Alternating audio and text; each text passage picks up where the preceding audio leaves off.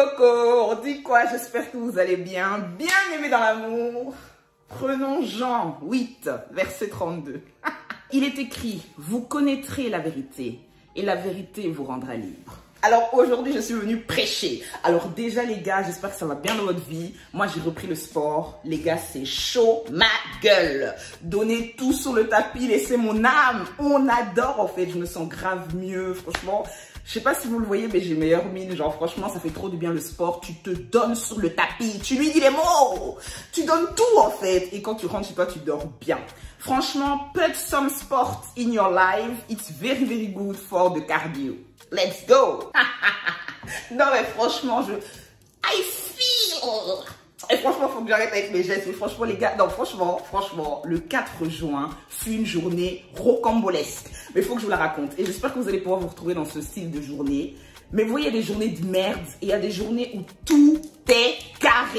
Ce style de journée-là, on adore. Alors, je vous raconte, le 4 juin, il faisait un soleil formidable. Les oiseaux plantaient des fruits. Je vous jure, c'était une journée incroyable. Il faisait trop beau. Malgré le pollen, moi, je sors. Peu importe, j'ai dit à mon allergologue, vous me donnez la drogue qui peut apaiser les mœurs. Là.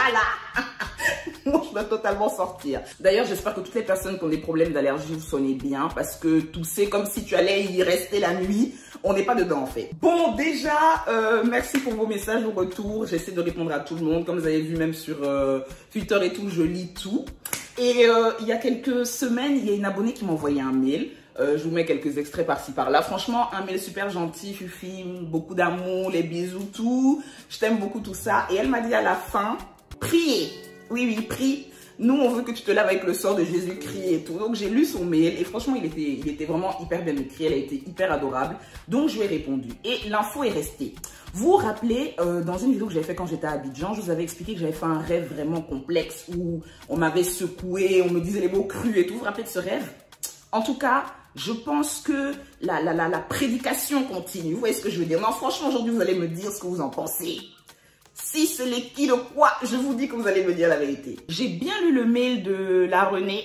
J'ai noté. J'ai dit très bien, priez et restez tranquille. Bon, je vous parle souvent du fait de manifester, qui est une chose très importante dans la vie. Si tu veux boire un Fanta, tu le manifestes la veille, ok? Et le lendemain, tu l'auras. Donc franchement, manifester, c'est un truc de fou dans la vie. Et en plus du sport, beaucoup de spiritualité, on s'assoit dans les parcs, on respire les pollens, on parle au ciel, aux fleurs. Ça se passe très bien. Et moi, franchement, je prie beaucoup ces derniers temps. Et j'avais eu une discussion avec Dieu. Je lui ai dit, écoute-moi très bien. Moi, franchement, je suis d'accord pour tout ce qui se passe ici. Il n'y a pas de problème. Mais moi, j'estime que 1, 2 et 3. Franchement, si tu peux me montrer quelques signes, ça va apaiser les mœurs. Voilà. Moi, franchement, je ne sais pas comment vous faites vos prières, croyant ou pas. Mais si vous vous adressez aux forces, il faut parler français. Molière bien éplé. Donc, moi, je lui ai tout dit, en fait.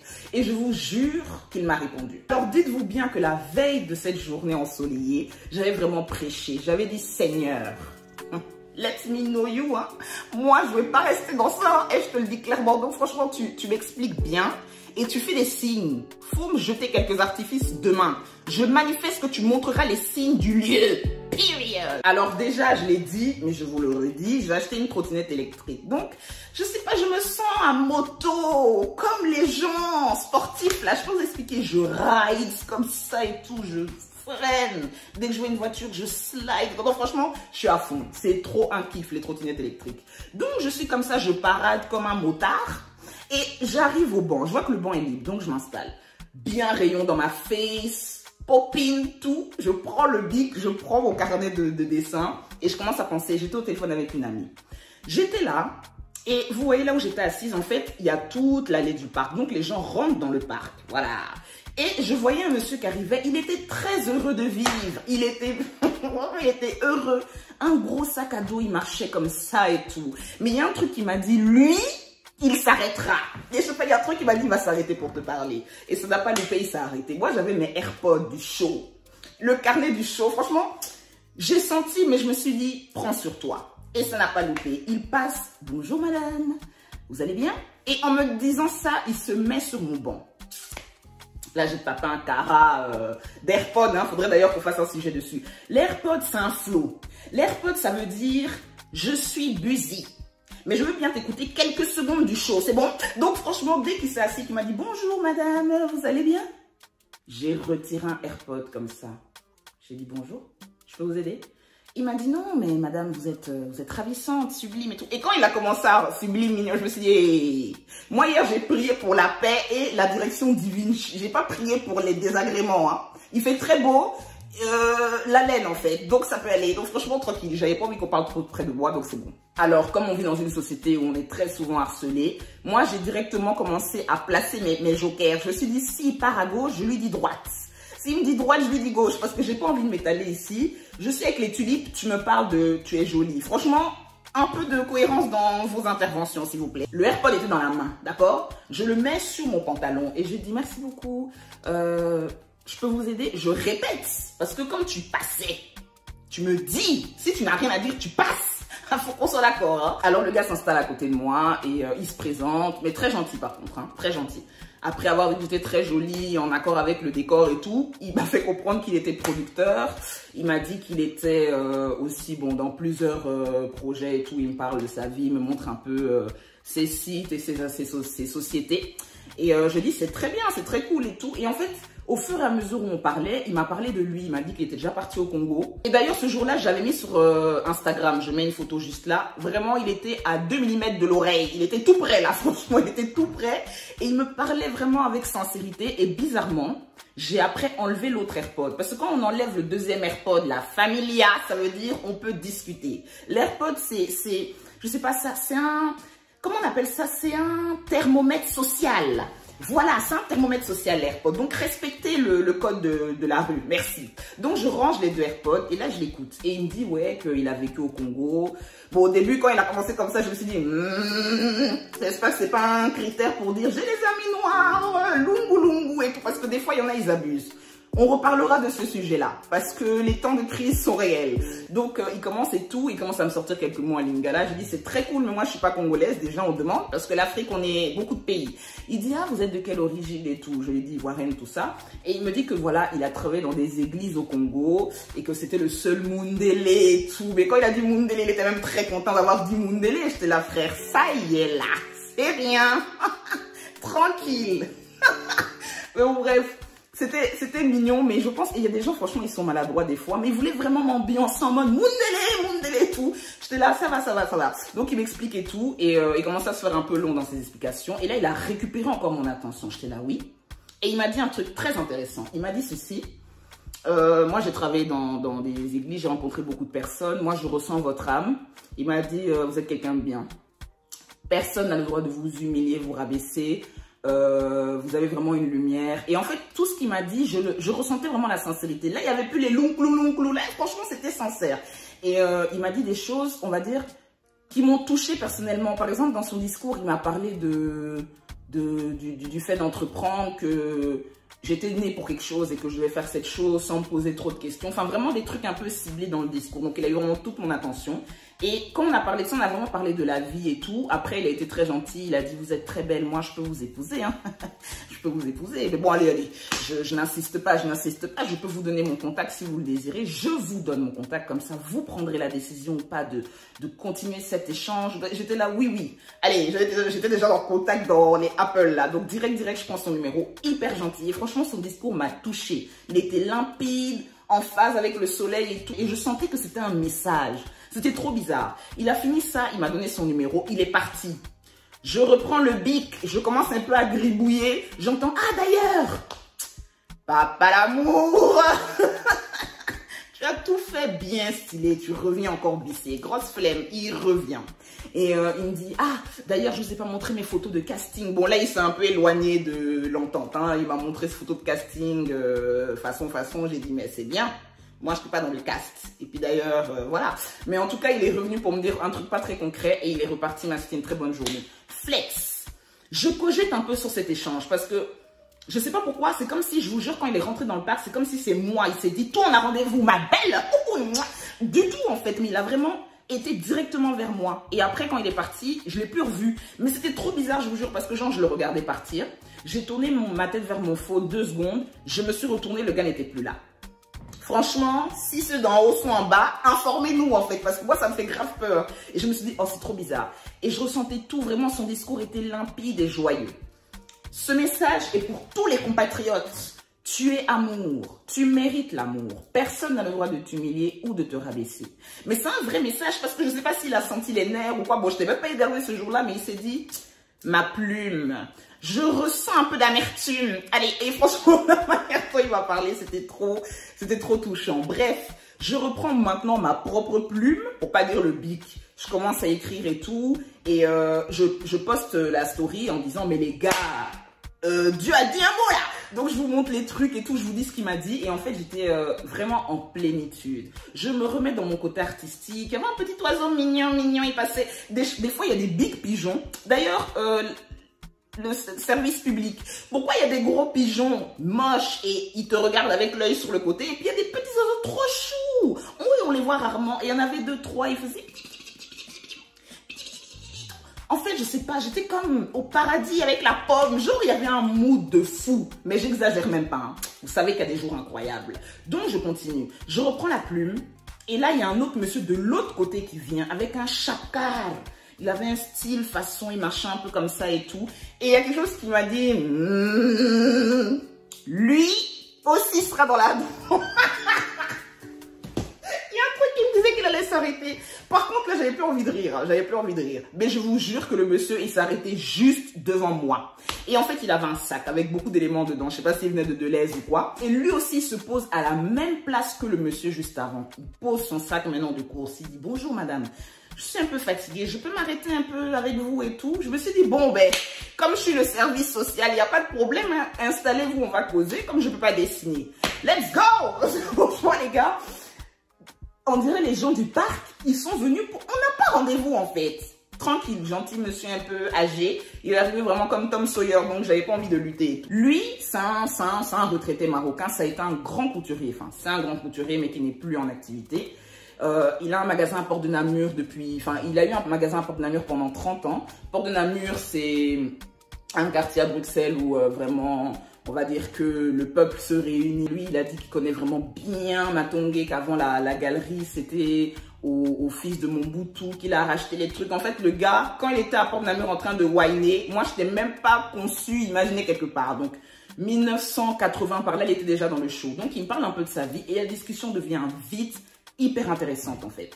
Et lui aussi, onction divine, wallahi billahi, parce qu'il me parle de lui, il parle un peu de son parcours, il a bossé pour des grandes marques en France, il a vécu dans un 3 mètres carrés et demi là pendant des années à Paris, enfin il m'explique aussi lui aussi ses galères, comment il a fait pour s'en sortir, et lui aussi il m'a prêché, il m'a parlé de son parcours, il m'a dit vous faites quoi dans la vie, je dis ah j'aimerais bien devenir actrice et tout, et lui aussi son discours était très simple, plein d'amour, il m'a dit ne vous arrêtez jamais. Un jour, les gens vont regretter de ne pas vous avoir connu. Je sais pas pourquoi il m'a dit ça, mais j'étais là, tu as raison là. C'est vrai, volume. Donc franchement, j'étais trop contente. Il m'a parlé un peu de ses galères. Il a dit, il faut rien attendre de ce que tu fais. Parce que lui, il a vraiment cousu, il a pris le fil, l'aiguille. Oui, franchement, il a tout donné. Et il a galéré. Enfin vraiment, les gens racontent souvent leur parcours en séquence, mais il y a tellement de moments qu'on ne raconte pas. Il a dit, il a tellement... En fait, il est passionné par le truc que maintenant, même, il le fait gratuitement, mais il n'a jamais rien attendu de ça. Mais la vie lui a tout donné, en fait. Et même pendant qu'il me parlait, comment il me parlait à moi, c'était vraiment en mode, vous êtes quelqu'un de bien. En fait, il y avait trop de choses qu'il disait qui me concernaient. Et il y a trop de choses aussi qu'il m'a dit, comme s'il me connaissait. Il m'a dit, la seule chose qui compte dans la vie, c'est de faire, d'avancer, de jamais s'arrêter et tout. Et en fait, je pourrais pas vous dire vraiment tout ce qu'il m'a dit, mais son message était vraiment puissant. Et il m'a même donné son contact. Genre, les 2 personnes là, j'ai pris leur contact et c'était des superbes rencontres en pleine journée comme ça. Hein. Rien de bon même. Je vous jure, c'était trop bien. Et son discours m'a vraiment touchée. Il était similaire à l'autre, mais lui, il parlait plus du travail, de l'acharnement. Et il me disait vraiment que j'étais une lumière et tout, que je devais rien lâcher, que... Voilà, en fait. Et c'est dingue parce que, vous voyez, ce qui était spécial, c'est que quand je parlais avec les 2 personnes, je vous explique. C'est comme si, genre, tu parles avec quelqu'un, vous parlez de la pluie et du beau temps. Ah ouais, hier il pleuvait, aujourd'hui, bon, bof et tout. Dieu a dit que tu devais faire ceci, cela, je te le dis, et tout, ne bouge pas, regarde-moi dans les yeux, c'est ici que ça se passe. Ok, allez, let's go, lis le chapitre 3 et tout. Ah ouais, non, mais il fait super, super beau en Espagne, hein, mais bon, c'est pas pareil qu'aux États-Unis. Vous voyez ce que je veux dire? C'était un mix entre réalité et fiction. Donc moi-même, je l'écoutais, des fois, je clignais des yeux comme ça, en mode l'onction, l'onction. Oui, oui, c'est vrai, c'est vrai. L'onction, l'onction. Donc, franchement, c'était trop spécial. On parle bien. Il me met du baume au cœur de fou. Un papy, hein, il m'a dit, il a des enfants, qu'il a acheté un bateau. Lui, il va aller un peu whiner, qu'il va pas se prendre la tête. Il dit toujours à ses enfants, faites ce que vous avez à faire. Rouler sa petite clope, rouler une bière et tout. Mais le show, en fait, au max. Et après, en fait, on va dire que quand il a fini de me dire ce qu'il avait à dire, il a dit, bon, moi, je vais y aller, hein, on se retrouve. Le pollen, il tue, parce qu'il disait qu'il est allergique au pollen. Et en partant, il disait, le pollen, il tue, Fais attention à toi, ma fille, hein, le pollen, il tue. Et franchement, il a répété ça au moins 4 fois. J'étais morte de rire, en plus, avec l'accent marocain, c'est trop drôle. C'était un tonton du show. Et il a dit même maintenant, il vit un peu dans des zones plus calmes, parce qu'il a trop fait le showbiz, en fait, que lui, il a baigné vraiment dedans, qu'il n'a pas le temps, en fait. Il boit sa bière, et puis il se repose. Donc, franchement, le message, c'était vraiment que quand j'ai vu ce monsieur, son âge, son parcours, et tout même, son visage est marqué par plein d'étapes de sa vie. Il a eu beaucoup de femmes. Il a dit, lui, il a eu des femmes, hein, parce que la couture, quand même, c'est dur. Il devait un peu s'épanouir. Donc, il avait beaucoup de femmes, qu'il a des enfants qui chérissent, tout. Mais en fait, il expliquait que la vie, c'est la souffrance. On donne. Et en fait, c'est une réponse, en fait. C'est pas que de la souffrance, mais c'est en faisant, c'est en se forçant à plein de choses, en fait, qu'on trouve.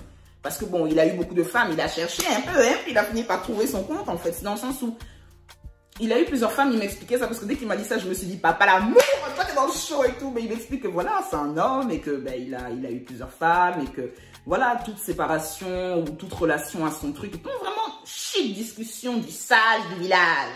Franchement, le papa marocain l'a 10 sur 10. Donc, at the end of this day, je suis rentrée chez moi en trottinette, j'ai rewiné et tout, mais il fallait me voir sur le guidon, j'écoutais Dr. Dre, je me disais le show business. Yeah! Franchement, ces derniers temps, j'ai fait beaucoup de choses. Vous savez, je suis quelqu'un de très entière, je vis les choses intensément. Quand je suis fâchée, c'est gâté, c'est baisé. Mais ces derniers jours m'ont rappelé vraiment la lumière, même quand je vois autour de moi, genre, toutes les choses de la vie me rappellent qui je suis, en fait. Et je suis bouleversée, en fait, par l'onction, les gars, là, genre, pour de vrai. Et je lis vos commentaires. Bon, il y en a, ils sont directeurs artistiques à Skip, fait ci, cela, non. Moi, j'estime que j'ai une mission. Et ces derniers temps, c'est vrai que, bon, je vous donne ce que je veux, mais parce que j'essaie de penser plus à moi aussi. Il y en a qui parlent du changement, où t'as changé. Non, c'est pas une question de changer, c'est qu'on va pas être là, non. Je veux faire des choses qui peuvent à moi me servir. J'ai pas envie d'être une célébrité du net qui est pauvre, en fait, ou qui n'arrive pas à développer ses projets. Donc, c'est sur ça que j'ai essayé de travailler. Mais en vrai de vrai, il y a beaucoup de choses que je garde en moi parce que je suis quelqu'un vraiment, je vis la vie intensément. Je suis même un cœur de beurre, vraiment. Et il y a des choses que je garde en moi parce que je suis en colère, en fait. Et quand je dis les termes, ça pique et ça fracasse sa mère. Mais ces termes-là, je dois les dire parce que sinon, je suis renfermée sur moi-même. Moi, je suis quelqu'un, quand je suis saoulée, bloquée. Hein. Tous mes chéris, même mes amis, en fait, quand c'est trop, je dis, la séparation se passe tout de suite. Tu prends tes bolichons, tu dégages. On se rappelle sur le net. Parce que là, c'est pas possible, en fait. Moi, je suis quelqu'un, quand c'est trop, c'est trop. Mais il y a des choses que je dois vous dire parce que ces derniers temps, je me sens bien dans ma vie. Peu importe ce qui se passe autour, ce qu'on me dit. Je suis beaucoup plus centrée parce qu'en fait, on les emmerde, les gars. On les emmerde tous. Et comme Jean 8, verset 32 le dit, vous allez connaître la vérité du lieu et la liberté sera à vous. Alors, je remercie toutes les personnes qui me suivent, les gens qui essayent vraiment de me comprendre. Je vous parlerai bientôt d'un projet de cagnotte, on y reviendra. Parce que de base, les bails de 5 €, c'était pour que je puisse vraiment développer les choses à côté. On a bien ri, on a beaucoup struggle avec nos problèmes et tout. Mais les gars, on va s'en sortir en fait. Ces messages-là m'ont fait comprendre que je devais vous dire les termes. Les profondeurs, même si les gens le reçoivent mal, moi je suis là pour délivrer un message. Et il faut que les ennemis publics payent le prix. Je vous reparlerai de la cagnotte qui me permettra de développer officiellement tous mes projets, talk show, BD, les choses que j'ai vraiment envie de faire sur le côté. J'ai bien compris que vous en aviez rien à foutre de mes créations. Moi je suis quelqu'un, je me prends la tête, je suis dans mes trucs et tout. Mais l'argent, l'épanouissement, parce que vous voulez que je tape des styles incroyables, ils ont un prix. Voilà. Là, il s'agit de mettre à l'amende tous ceux qui voudront nous tester. Quoi qu'il arrive, ça va se passer. Sincèrement, il est temps de reprendre le flambeau et dire tout ce qu'il y a à dire dans les plus brefs délais. Let's go! Je vous aime, on est ensemble. Mouah.